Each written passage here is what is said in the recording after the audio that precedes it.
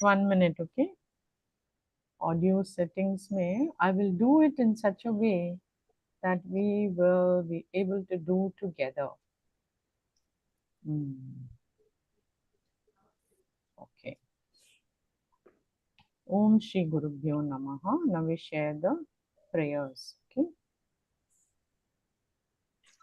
Okay, we can do it together. Om Shri Gurubhyo Namaha. Harihi Harihi Om. Om. Shruti Smriti Puranam Purananam Alayam Alayam Karunalayam Karunalayam Namami Namami Bhagavad Bhagavad Padam Padam Shankaram Shankaram Lokashankaram Lokashankaram Shankaram Shankaram Shankaracharya Shankaracharyam Keshavam Keshavam Badarayanam Badarayanam Sutrabhashitau Vande Pitau Vande Bhagavato Bhagavato Punah Punah Punaha Punah Ishvaro Gururatme Gururatmeti Sadashiva Samadhi Samarambham Shankaracharya Shankaracharya Madhyam Madhyamam Asmadacharya Madhacharya Paryantam Paryantam Vande Vande Guru Guru Paramparam Paramparam Ishvaro Gururatmeti Gururatmeti Murti Murti Bheda Veda Vibhagine Bhavine Vyoma Vyomavad Vyapta Dakshinamurteye Dakshinamurtaye Namaha. Namaha Om Shri Dayanandeshwara. Deshwaraya Namaha.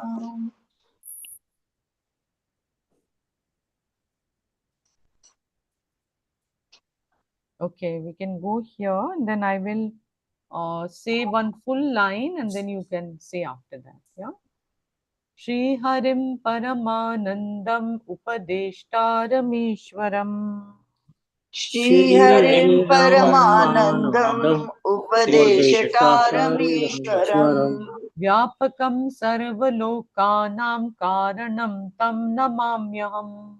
व्यापकं सर्वलोकानां कारणं तं समाम्यहम् Namamyaham.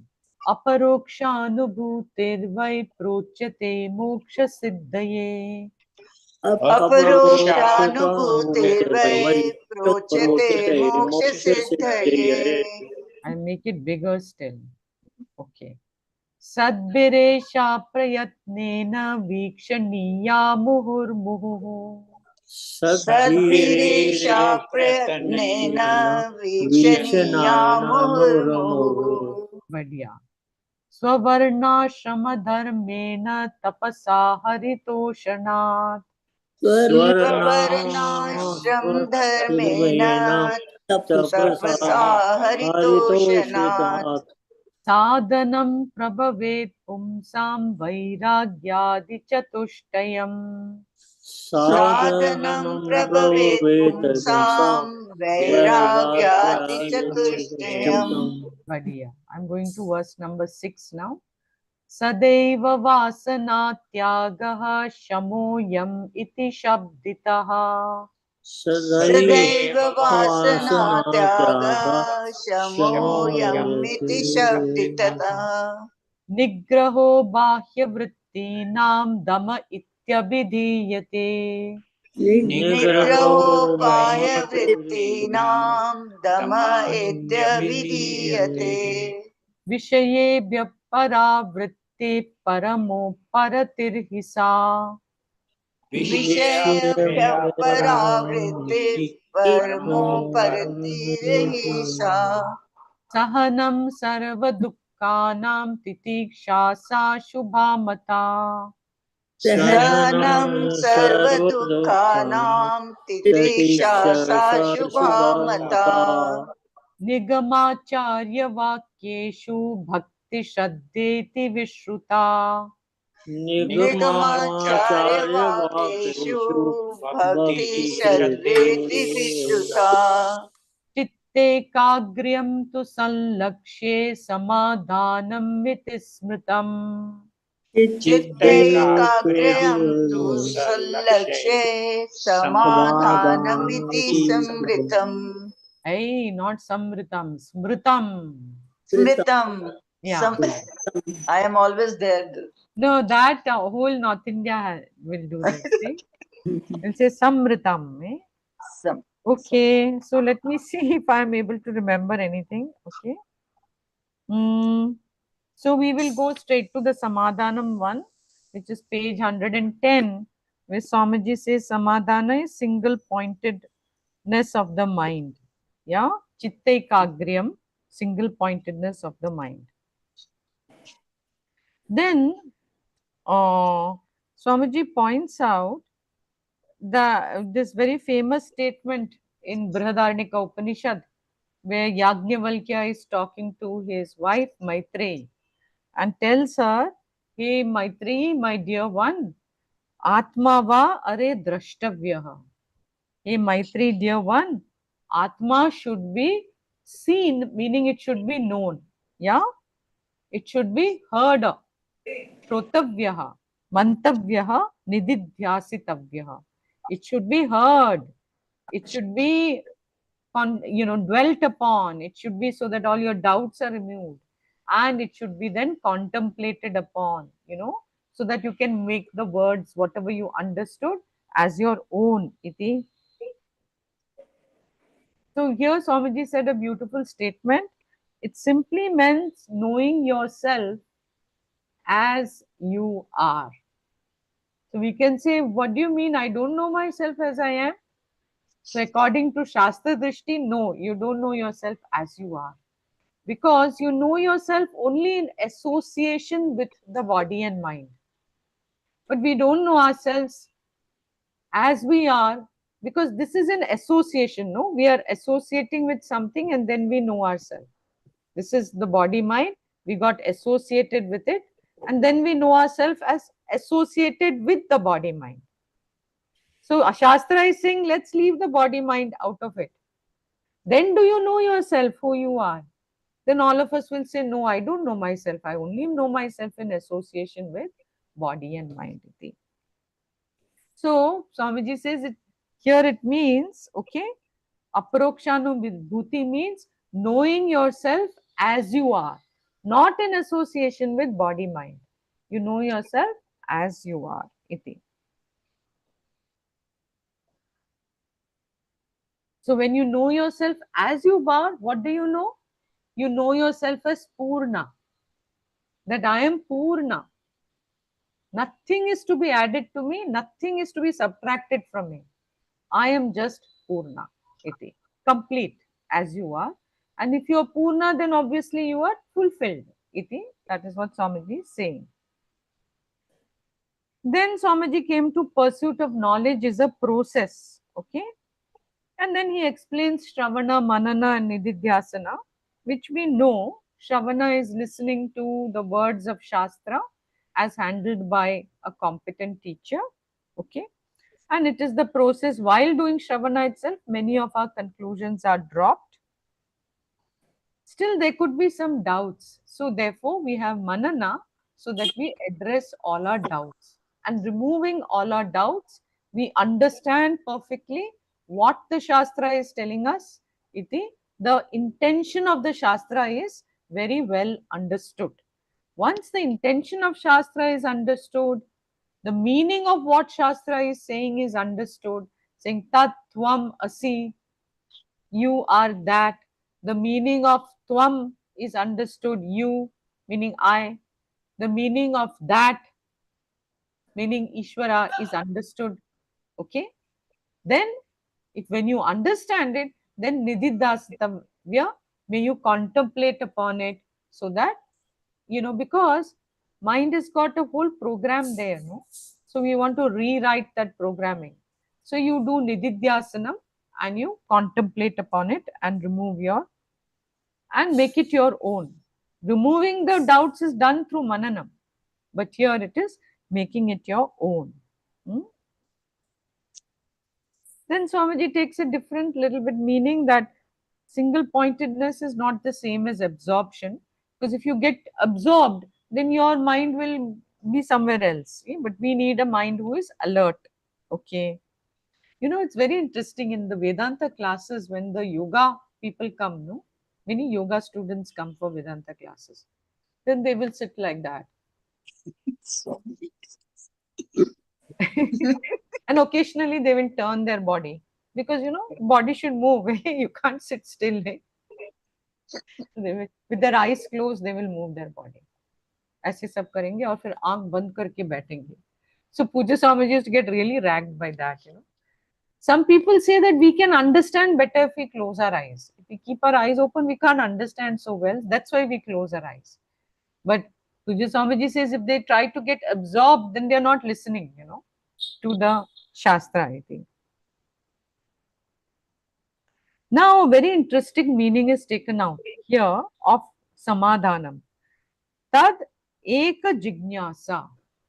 Because now in Sadhana Chatushtaya Sampatti, we are talking about Samadhanam. At that time, this is at gaining adhikaritvam time. They're talking about Samadhanam. So, how can we say that Samadhanam means that, you are now meditating upon Brahman? You don't know what Brahman is. So here the Tikakara took a nice meaning. He said that the person has got desire only for one thing, and that is knowledge of Brahman.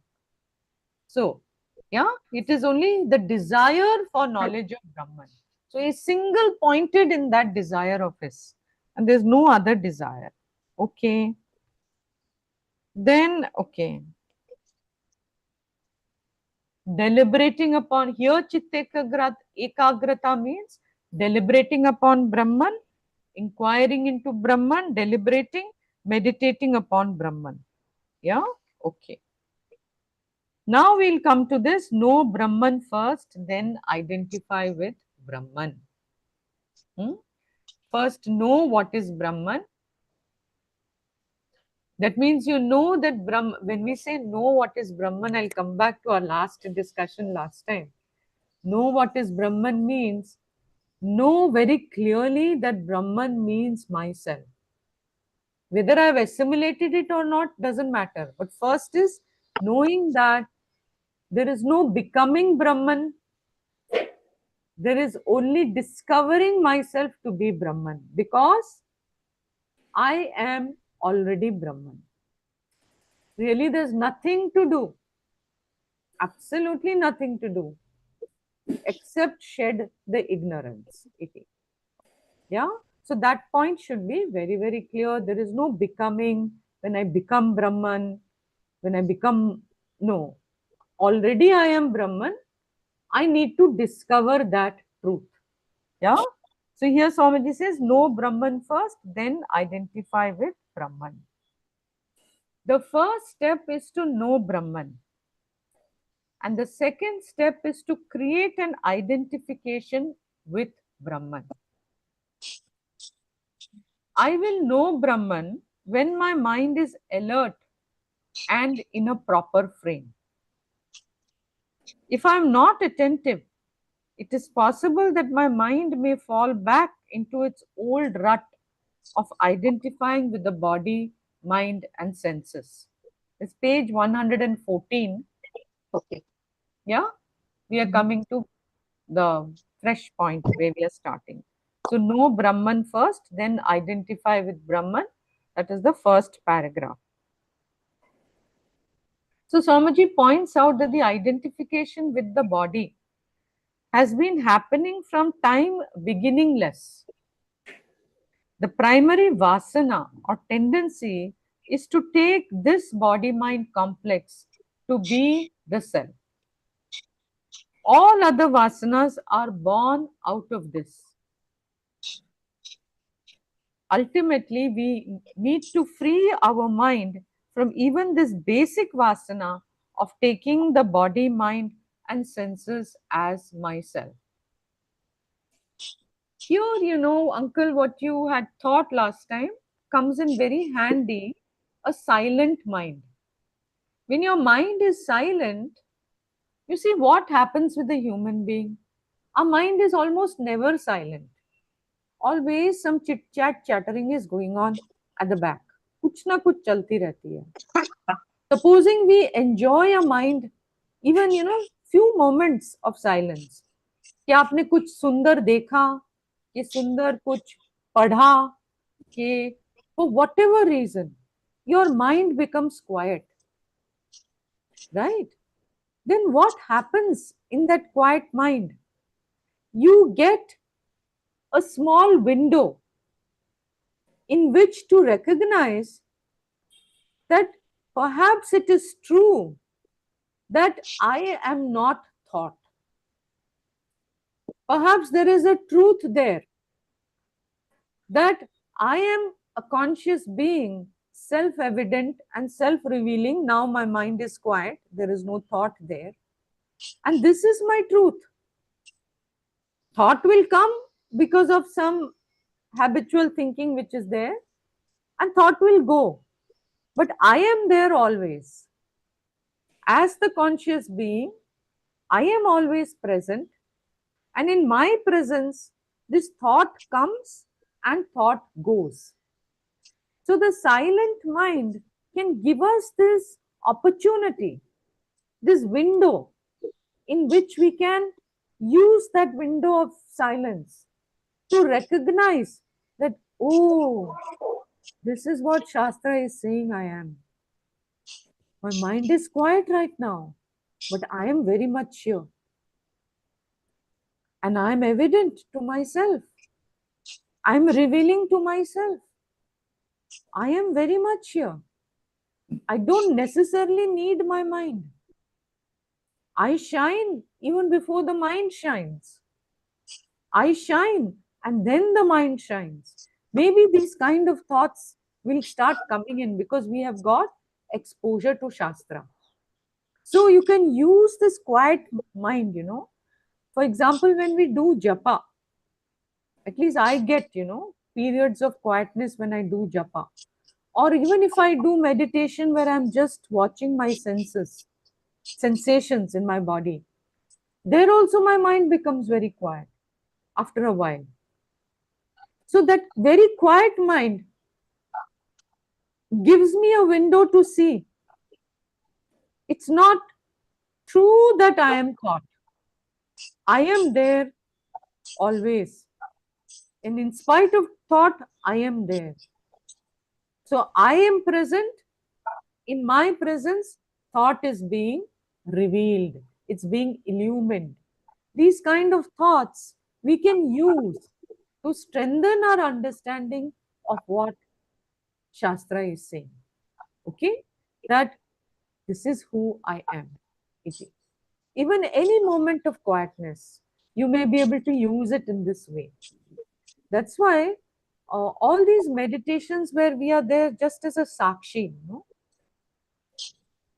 supposing in the meditation you go to sleep, which often happens, we have a nice nap during that time. But we can use our mind and see this fact. Even when I was napping during the meditation, I was there. What was napping? Mind was napping. I was present. I was not napping. Otherwise, how would I know that I was napping? Iti. I was very much present there. Iti. We can use this kind of Shastric logic to see the truth of what Shastra is saying. That yes, I am there as a conscious being, self-revealing, self-existent.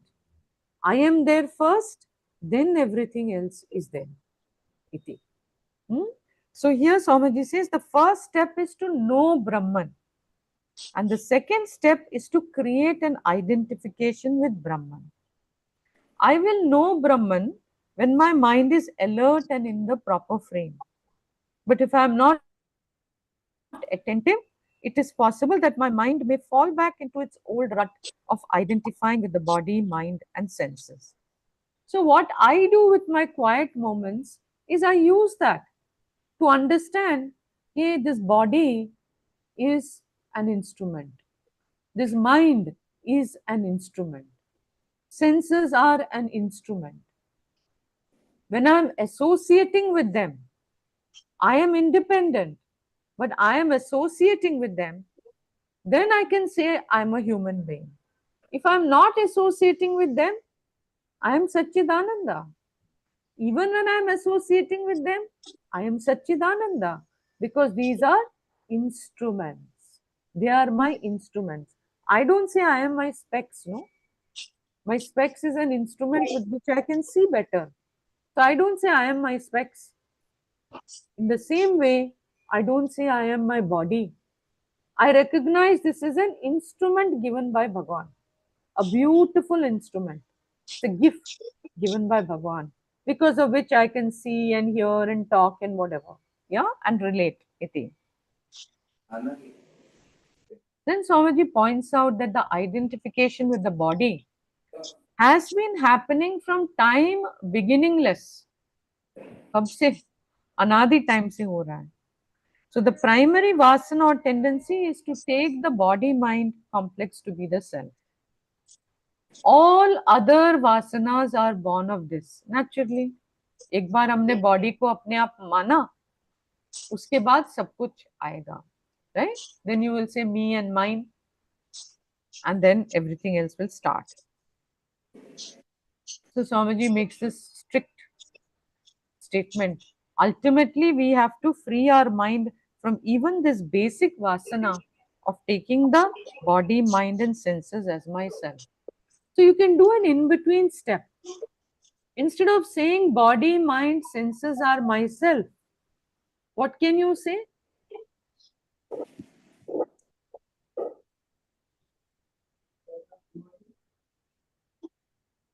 Muted. What is the question? Instead of saying body, mind, sense complex is myself, what can we say instead? Body, mind, sense complex is? They are all instrument, as you said. Exactly. Yeah. So that is the shift that we have. First level of shift we are making. The big shift, We are saying body, mind, self is not myself. Body, mind, self is my instrument. Wow. That's a huge shift. Can you But imagine? Guru Maharaj, I may go little. You will say I am running As a little fast. first level. This is at a first level. No, but this is happening to us every day when we go into Yukti. Yes. There the mind and senses both are not working. Absolutely. Toward that calls to Gundika Upanishad, they are not Absolutely. working, but still I say, I had a very, very Good sleep. good That sleep. is the logic that we Vedantins give, That is To the big show logic. you, you can use Sushupti as an example, and you can use Sushupti as an example is okay, but use any quiet state of mind which you have. Use that to understand this very fact that I am fully awake and alert and alive. Even then, at that time, when my body is quiet, when my mind is quiet, I am very much there. So, So Shukti is one example. what about these insentient things? Like as you have said that today that rock, and in the Vedanta, Sushupti, they don't have Stula Sharira, so they can't do much. but So, Sukshma Sharira is not there for that rock, right? Vedanta, in Vedanta's model, it says Sukshma Sharira.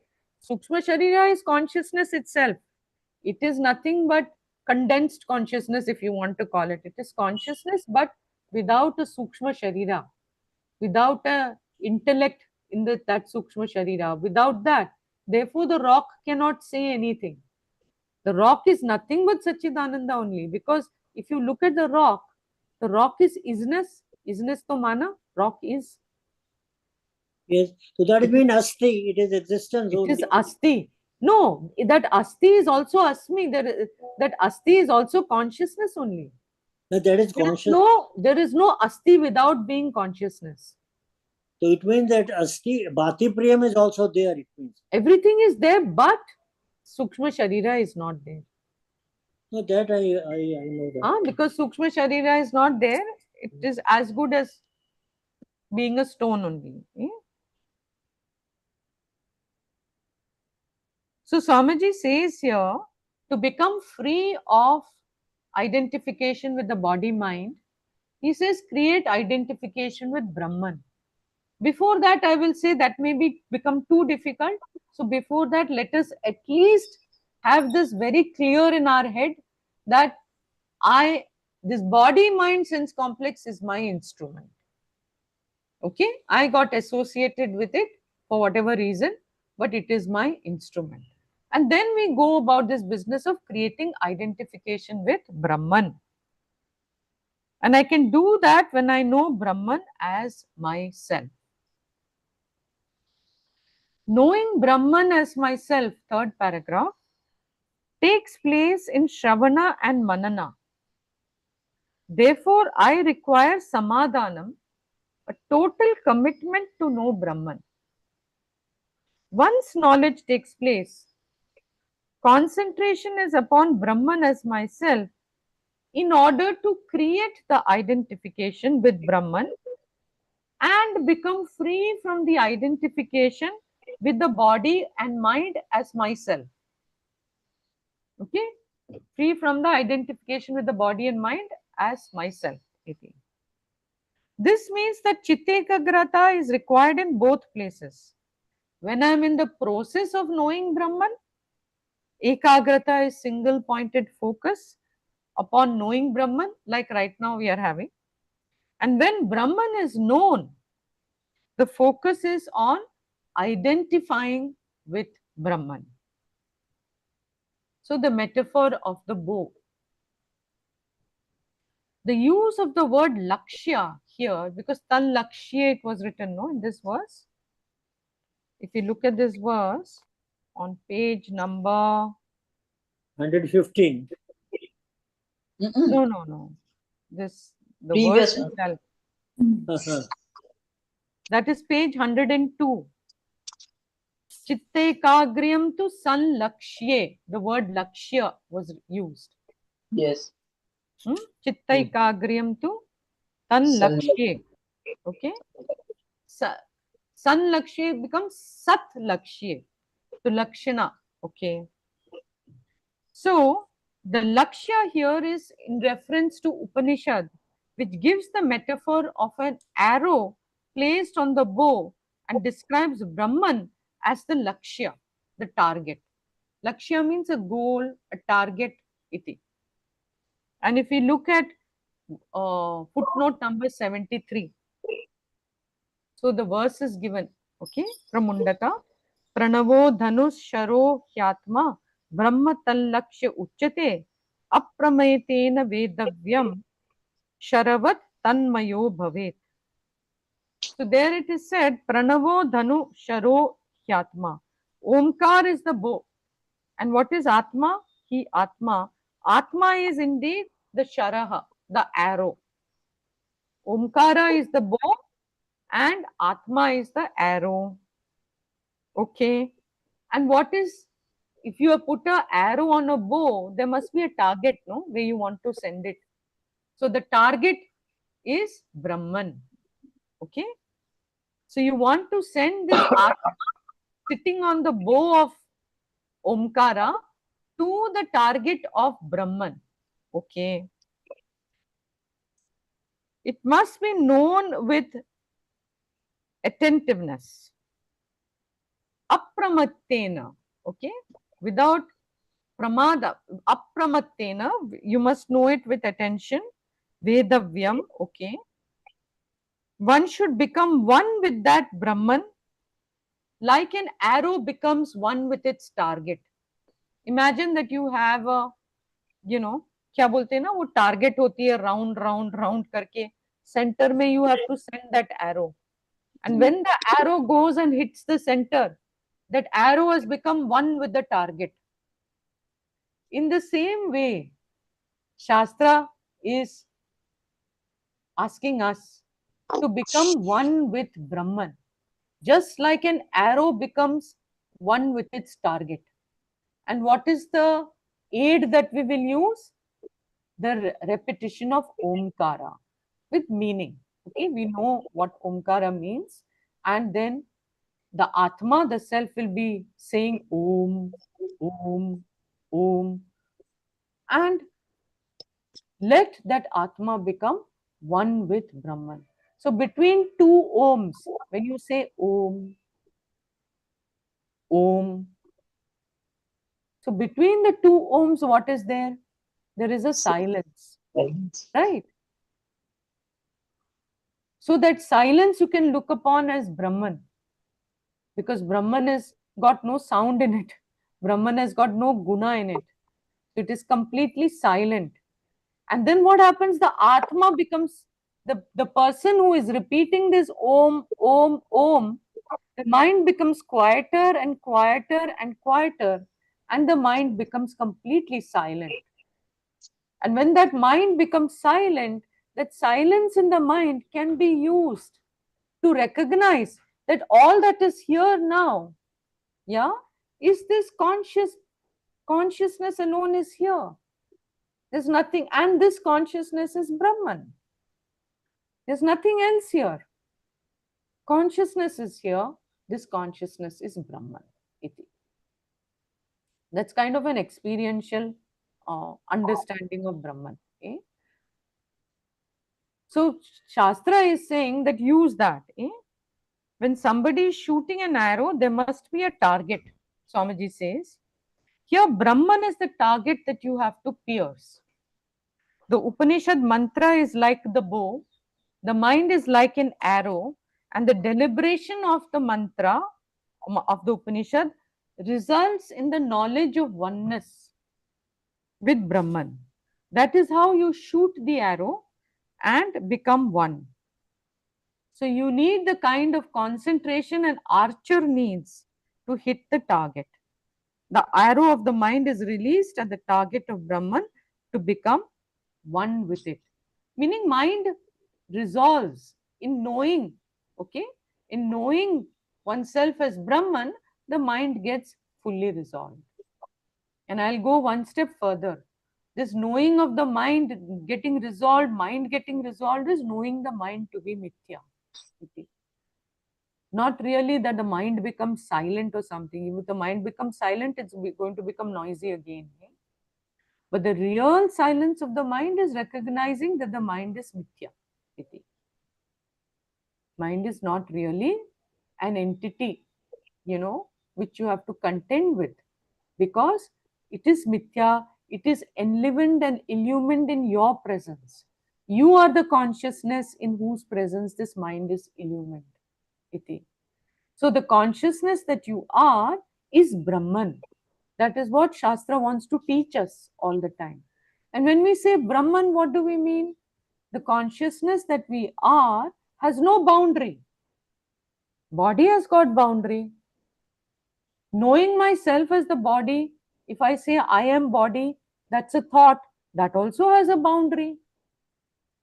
But consciousness has no boundary. Every thought has a boundary.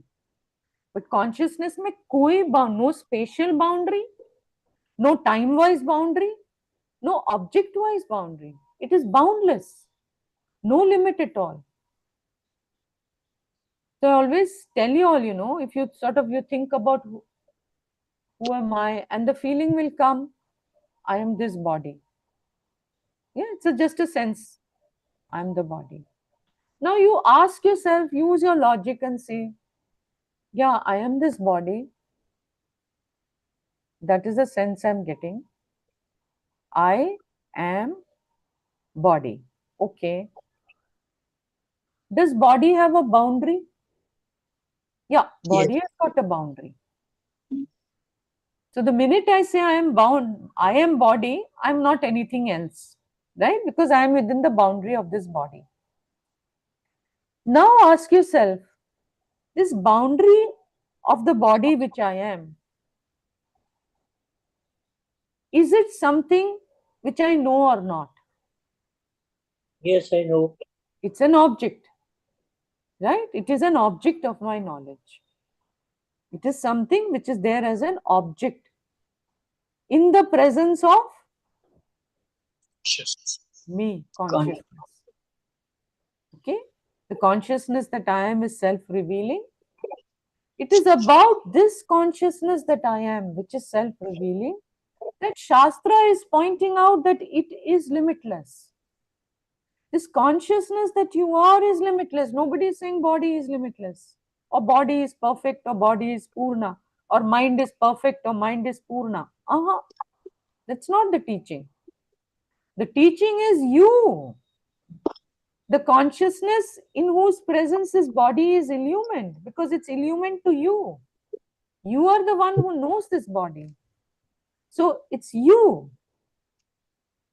You are that consciousness and you are Brahman. Brahman means you have no limit. Iti. Meaning you are independent of the body. This is the knowledge that Shastra wants to give us. Yeah. Very, very, very big knowledge. All I can do is just bow in reverence before my teachers and before this Shastra, which teaches us something so amazing. So absolutely amazing, shocking, wondrous, eh? And then you have to say so true. What is the logic you will say for saying, because we all need logic all the time. What is the logic you will say to say so true? Because the body is object, so I cannot be the object which I am seeing. One more thing. Body is changing. Okay? If I am to know the changes which are taking in place in the body, I must be something which is not changing. So therefore, I am the consciousness which is not changing. And that not changing consciousness is not anywhere else, because you look in anything you see, it's changing. Anything we objectify is changing. Is there any single one thing which you objectify which is not changing? Everything is changing. There's only one locus which is not changing. And that locus can only be you, because you're the one who knows the change. So this is the clinching logic, that which is unchanging. In and through the changeless, that which is not changing. And that unchanging is Brahman, iti. This is what Shastra is revealing. That which is not changing is Brahman. It has no change in it. And you cannot escape this. You cannot say I am changing. If you say I am changing, then you are identifying with object. And then you can ask yourself that if okay, I'm changing, but then how did I know I'm changing? So it's clinching logic. You have to spend time with it. Yeah. When you spend time thinking, doing this kind of mananam, suddenly it will hit you. There is nothing else here, which is an unchanging locus. It's only me. Me means not the me who is identified with the body. There has to be a me which is Tantra. Iti. So this is heavy Vedanta. Okay, so Swamiji says you need citta ekagrata in the process of knowing Brahman, and finally when you know Brahman, to identify with Brahman also, citta ekagrata, and then he took the metaphor of the bow, where you become one with Brahman. Iti. Mumukshutva, keen desire for freedom. This completes the description of the sixfold inner wealth, Shama, Dama, Uparati, Titiksha, Shraddha, Samadhanam, which is the third qualification for a student of Vedanta. Now we arrive at the fourth qualification, which is Mumukshutva, the desire for freedom. As we said previously, the reason for the sequence of Viveka, Vairagya, Samadhi, Shatka, Sampatti, and Mumukshutva is that each one creates the ground for the next. If you have Viveka, you will have Vairagya. And then once you have Viveka, Vairagya, you will develop this Samadhi, Shatka, Sampatti. And when Samadhi, Shatka, Sampatti is, at its Parakashta, this huge Mumukshutvam will be there in you. Okay. So we look at verse number 9. Yeah. Oh, we are already at 1756. So let's start verse number 9 next time, because I have not read it myself. Yeah. So I need to read it once, go through it once. Okay. So let me just stop the recording. Om Loka Samasta Sukhino Bhavantu. Loka Samasta Sukhino Bhavantu. Loka Samasta Sukhino Bhavantu. Om Asatoma Satkamaya Tamaso मा ज्योतिर्गमय मृत्योर्मा अमृतं गमय। ॐ पूर्णमदः पूर्णमिदं पूर्णात् पूर्णमुदच्यते पूर्णस्य पूर्णमादाय पूर्णमेवावशिष्यते। ॐ शान्ति शान्ति शान्तिः। हरिः ॐ श्री गुरुभ्यो नमः। हरिः ॐ। Any questions? No, Guru, it is already. Next class at